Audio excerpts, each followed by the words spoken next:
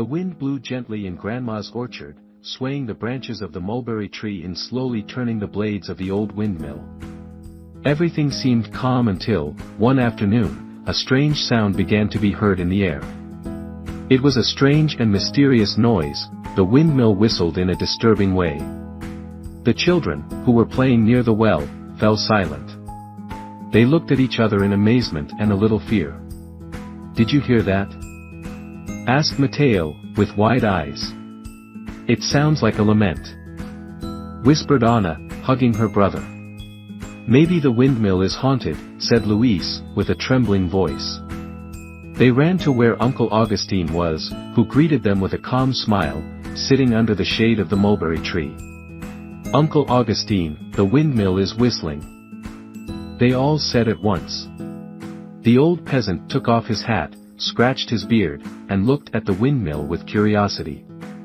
"That's not a ghost thing, children," he said calmly. "If the windmill sounds strange, there must be a reason. Let's investigate." With a firm step, he walked towards the windmill, followed by the children who, although still afraid, trusted that their uncle would know what to do. The sound grew louder as they approached. Uncle Augustine watched the slowly turning blades and then looked up at the top of the tower. "It seems that the sound is coming from up there," he said. "Matthew, bring me the ladder." Matthew ran to get it and, with the help of the others, they leaned it against the structure of the windmill. Uncle Augustine climbed carefully, holding firmly on each step. When he reached the top, between one of the wooden cracks, something moved. "Aha!" he exclaimed. "Here is our mysterious whistle."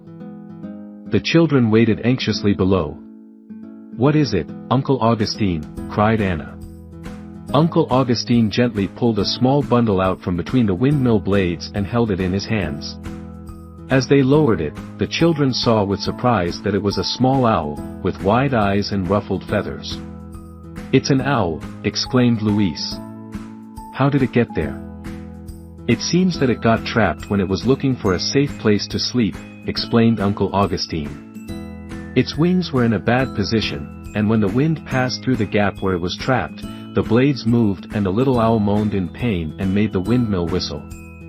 The children looked at the little owl tenderly. "It was scared, but healthy. We have to cure it," said Anna. "That's right," nodded Uncle Augustine. "But first, we have to make sure it's calm." They prepared a small straw nest in a box and gave it water. Now, the little owl seemed to be doing well.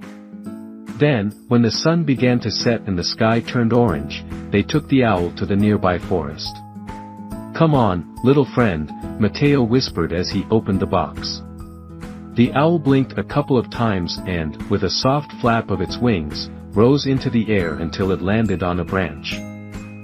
From there, it looked at the children and, as if it understood what they had done for it, it let out a soft hoot before disappearing into the trees. The children felt happy and proud. "Today we learned something very important," said Uncle Augustine, adjusting his hat. "Sometimes, mysteries are not what they seem. And when we work together, we can solve any problem." The children smiled and looked at the old windmill, which now turned silently, moved by the wind, without any more mysterious whistles and noises. And so, in Grandma's garden, another day full of adventures and learning ended. If you liked the story, please don't hesitate to subscribe to our channel, if you haven't already. Also, we would appreciate it if you leave us a like before you leave and don't forget to hit the bell to be notified when we upload a new story. Have a nice day.